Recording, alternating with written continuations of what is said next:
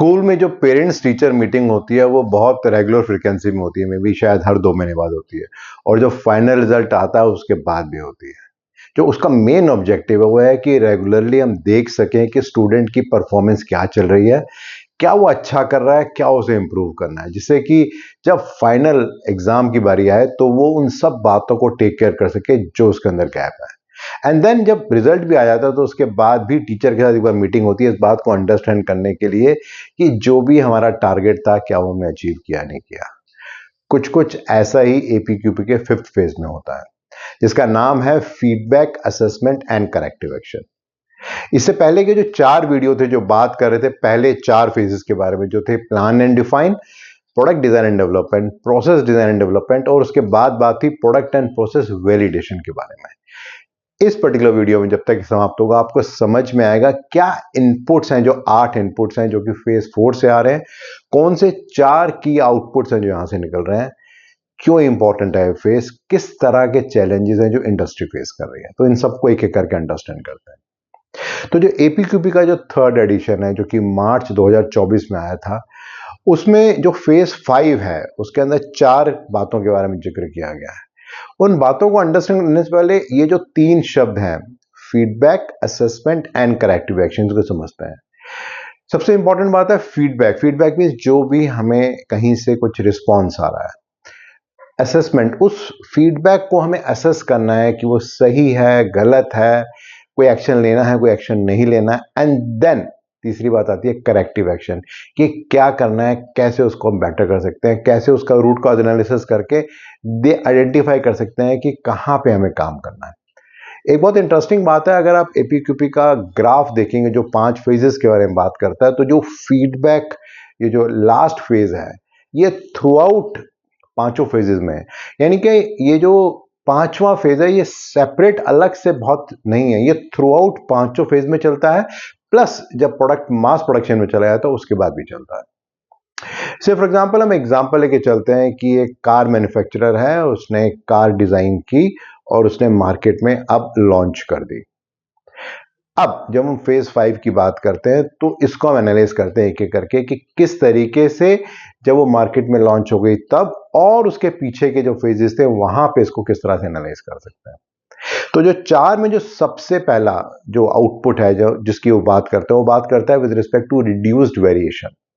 Reduce variation का मतलब यह है कि जो भी अभी तक वेरिएशन आ रहे थे, इससे पहले के जो 2, 3 या 4 प्रोजेक्ट थे, क्या इसमें भी वही सब वेरिएशन रहे, इसमें भी वही सब प्रॉब्लम्स आई जो आई, या उसमें कुछ कमी आई?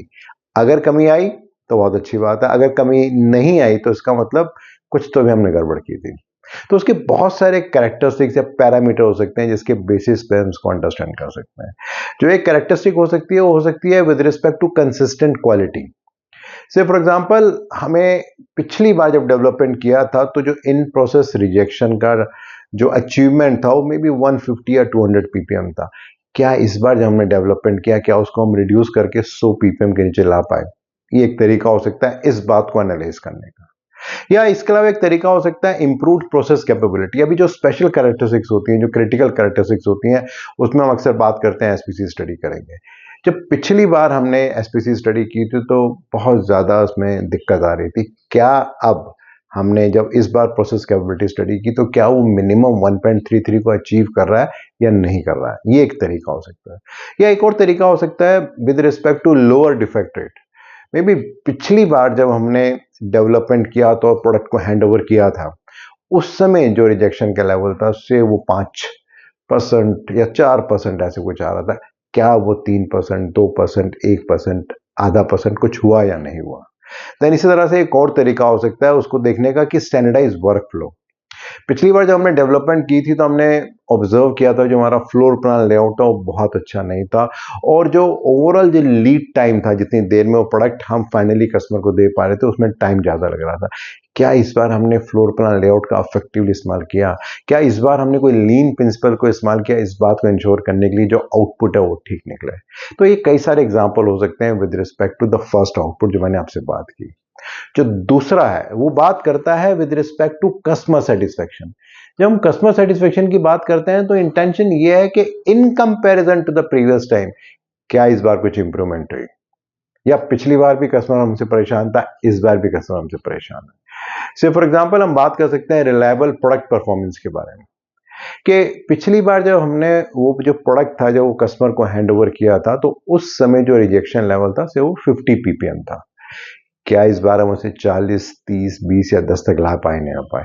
अगर ऐसा हो रहा है तो इंप्रूवमेंट, बट अगर वो 60, 70, 80, 100 हो गया तो इसका मतलब कहीं कुछ गैप रहा था। देन एक और तरीका हो सकता है कस्टमर सेटिस्फेक्शन को एनहांस करने के तरीके को ढूंढने का, वो हो सकता है with respect to the fewer customer complaints. May B पिछली बार जब हमने डेवलपमेंट की थी तो बहुत सारी कंप्लेंट्स ड्यूरिंग डेवलपमेंट आई थी, जब हमने प्रोटोटाइप सैंपल दिया या विद रिस्पेक्ट टू हमने मास प्रोडक्शन टाइम में जो हमने मटेरियल दिया, क्या इस बार उसमें कुछ कमी आई? वो एक तरीका हो सकता है कस्टमर सेटिस्फेक्शन को देखने का। देन इसके अलावा और भी कुछ तरीके हो सकते हैं, faster response issues. May be पिछली बार जब डेवलपमेंट के टाइम में जब इंजीनियरिंग चेंज नोट निकल रहे थे तो हमारा रिस्पॉन्स टाइम बहुत स्लो था। क्या इस बार हमने मे बी हम कह सकते हैं विद इन 2 डेज हमने अपने ईसीएन का रिस्पॉन्स देना शुरू कर दिया? ये एक तरीका हो सकता है कस्टमर की सेटिस्फेक्शन को एनहांस करने का। या एक और तरीका हो सकता है with respect to customer confidence, कि हमारा जो कस्टमर सेटिस्फेक्शन लेवल था पिछली बार बहुत लो था, क्या इस बार हम उसको इंप्रूव कर पाए, नहीं कर पाए? देन एक और तरीका जो तीसरा फेज है, जो आउटपुट की हम बात करते हैं, वो बात करता है with respect to enhance customer service and delivery. क्योंकि एंड ऑफ द डे जो भी कुछ हम एपीक्यूपी में कर रहे हैं उसका मेन ऑब्जेक्टिव ये है कि क्या कस्टमर के हम खुश कर पा रहे हैं, उसकी रिक्वायरमेंट को पूरा कर पा रहे हैं, जो हमारी डिलीवरी की स्पीड है क्या उसको हम इंप्रूव कर पा रहे, नहीं कर पा रहे। तो इसको भी मेजर करने के कई सारे तरीके हो सकते हैं। से फॉर एग्जाम्पल हम बात कर सकते हैं ऑन टाइम डिलीवरी की। पिछली बार भी टारगेट 100% था, लेकिन हम 90, 95 तक पहुंच पाए। क्या इस बार 96, 97 या 98 तक पहुंचे? अगर है तो हम कह सकते हैं कुछ तो अच्छा काम किया हमने। या फिर इसके अलावा हम कह सकते हैं रिड्यूस लीड टाइम। आपने सुना होगा एसएमईडी के बारे में, single minute exchange of dice. अभी लीड टाइम को कम करने के लिए हो सकता है जो डाई चेंज ओवर टाइम है, पिछली बार शायद 15 मिनट था, क्या उसको हम 8, 9 या 10 मिनट तक ले आए? अगर ऐसा हो पाया तो हम कह सकते हैं कि यस, वाकई पिछली बार से कुछ इंप्रूवमेंट हुआ था। देन इसके अलावा और कई चीज हो सकती हैं with respect to better communication. क्या कस्टमर का जो रिस्पॉन्स टाइम है उसको हमने इंप्रूव किया? कोई भी कंप्लेंट आई, कोई भी इशू आया during development, may be phase 2, phase 3 या फेज 4 में भी कितने घंटे में हम रिस्पॉन्ड कर पा रहे हैं? क्या उसका कोई तरीका है मेजर करने का हमारे पास? देन इसके अलावा एक और तरीका हो सकता है with respect to supply chain reliability. Majority of the organisations depend करती हैं अपने सप्लायर्स के ऊपर। क्या सप्लायर का प्रीमियम फ्रेट चल रहा है, क्या सप्लायर का डिलीवरी परफॉर्मेंस चल रहा है? ये सारी बातें इंडिकेट करती हैं इस बात को कि in comparison to last time इस बार क्या इंप्रूवमेंट हुआ। एंड देन लास्ट जो चौथा आउटपुट है वो बात करता है विद रिस्पेक्ट टू कि क्या हमने लेसन लर्न किए और उसमें क्या क्या हमने इंप्रूवमेंट की। से फॉर एग्जांपल नॉलेज रिटेंशन। अब एक सीएफटी है जिसने काम किया था और उसमें 10 या 12 लोग थे और प्रोजेक्ट करीब 1, 1.5 या 2 साल चला था। अब उसके बाद पता लगता है 1 या 2 आदमी उस कंपनी को छोड़ के चले जाते हैं या किसी और जगह ट्रांसफर हो जाते हैं, तो वो नॉलेज भी साथ चली गई। क्या हमारे पास कोई सिस्टम है things gone right and things gone wrong का, जो लेसन लर्न थे उन सबको हम एक्यूमुलेट करें, उनको इकट्ठा करें? मे बी पिछली बार अगर हमारे 15 लेसन लर्न थे, क्या इस बार 16, 17 या 18 हुए? अगर ऐसा हो रहा है तो उसका मतलब वाकई हमारा जो सिस्टम है नॉलेज को रिटेन करने का, उसको हम इंप्रूव कर रहे हैं। देन एक और तरीका हो सकता है with respect to process optimisation. हम बात करते हैं कि किस तरीके से अपने लीड टाइम को कम करें जिससे कि हम ओवरऑल इंप्रूव कर सकें। क्या हमारा इन्वेंट्री टर्नओवर टाइम में कुछ चेंज आया? अगर हम एमएसए स्टडी की बात करते हैं, जब हम आरएनआर की बात, रिपीटेबिलिटी एंड रिप्रोड्यूसिबिलिटी की बात करते हैं, क्या वो परसेंटेज कुछ कम हुआ? पिछली बार शायद 12, 13 या 14 था, क्या वो 10, 8 या 7 हो पाया? देन इसके अलावा एक और तरीका हो सकता है क्रॉस फंक्शनल लर्निंग के ऊपर। अक्सर हम बात करते हैं एफटीआर, फर्स्ट टाइम राइट के बारे में।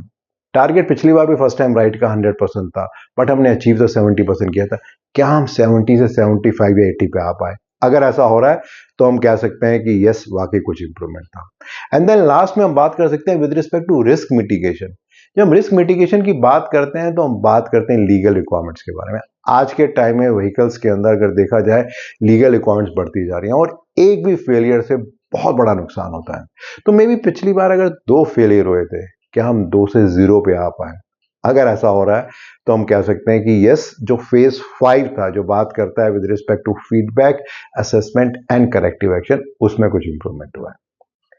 सो अगर इसको हम और ब्रॉड वे में देखना चाहें तो इंटेंट सिर्फ एक ही है कि जो फाइनल प्रोडक्ट कस्टमर के पास चला गया, जो मास प्रोडक्शन का जब हम हैंड ओवर करते हैं प्रोडक्शन को, यहाँ पे हम अक्सर कहते हैं कि हम शायद 1 महीने 2 महीने या 3 महीने की प्रोडक्शन को स्टेबलाइज करने के बाद हैंड ओवर करेंगे, या during the entire all the 5 phases किस तरीके से रेगुलरली इसको मॉनिटर कर रहा है। अब जब हमने बात की इन सब बातों के बारे में, तो क्या इंडस्ट्री के चैलेंजेस हैं उसके बारे में बात भी कर लेते हैं। तो सबसे बड़ा चैलेंज है वो तो ये है कि जो हमने लेसन लर्न के बारे में बात की थी, जब हम things gone right and things gone wrong के बारे में, कितनी बार ऐसा होता है कि एक्चुअली में इसको हम रिकॉर्ड करते हैं और रिव्यू करते हैं फ्रॉम टाइम टू टाइम। ये एक बहुत इंपॉर्टेंट क्वेश्चन है। देन अक्सर हम बात करते हैं 5 फेजेस के बारे में कि कोई भी गेट जब फिनिश होता है तो वहाँ टॉप मैनेजमेंट की इन्वॉल्वमेंट और उसके अप्रूवल के बाद ही होता है। तो ऐसा कितनी बार होता है कि टॉप मैनेजमेंट की इन्वॉल्वमेंट थी हर फेज के अंदर, और जब हम एक फेज से दूसरे फेज में गए, ये क्वेश्चन मार्क है। और जो तीसरा इंपॉर्टेंट फैक्टर है कि IATF स्टैंडर्ड कहता है कि जो भी हमारा स्टेटस चल रहा है डेवलपमेंट का, वो एक इनपुट होना चाहिए मैनेजमेंट रिव्यू में। कितनी बार ऐसा होता है कि अगर कंपनी के अंदर 10 प्रोजेक्ट चल रहे हैं, उसका डिटेल इनपुट होता है इन मैनेजमेंट रिव्यू। अक्सर कुछ फॉर्मेलिटी सी की जाती है और उसको कह दिया जाता है सब कुछ टाइम पे चल रहा है। अगर मैं समरी करूं, प्राइमरीली मैंने आपसे बात की इन फेज 5 में जो 4 बातें हैं, जो बात करती हैं रिड्यूस वेरिएशन के बारे में, एनहांसिंग कस्टमर सेटिस्फेक्शन के बारे में, कैसे हम इंप्रूव कर सकते हैं कस्टमर डिलीवरी एंड रिस्पॉन्स, और किस तरीके से लेसन लर्न को इंप्रूव कर सकते हैं। एंड देन मैंने आपसे बात की 3 की चैलेंजेस की जो इंडस्ट्री में इस समय चल रहे हैं। मेरा जो अगला वीडियो रहेगा वो बात करेगा specifically with respect to the control plan, जो कि लास्ट ईयर 2024 में फर्स्ट एडिशन पहली बार उसका आया था। रेगुलरली बहुत सारे फीडबैक मेरे हेल्प कर रहे हैं अंडरस्टैंड करने के लिए आपकी क्या एक्सपेक्टेशन है। इस पर्टिकुलर वीडियो को आप और डिटेल में जानना और समझना चाहते हैं तो नीचे आपको एक लिंक मिलेगा, उसे आप क्लिक करेंगे तो एक ब्लॉग आपको दिखेगा, वहां और जानकारी मिलेगी इस वीडियो के बारे में। अगर इस तरह के ब्लॉग्स एंड वीडियोस आपको अच्छे लग रहे हैं तो हमेशा अपने फ्रेंड से शेयर कर सकते हैं, और मेरे यूट्यूब चैनल और मेरी वेबसाइट भव्यमंगला.com को सब्सक्राइब भी कर सकते हैं। मेरा एक और चैनल है life lessons with Bhavya Mangla.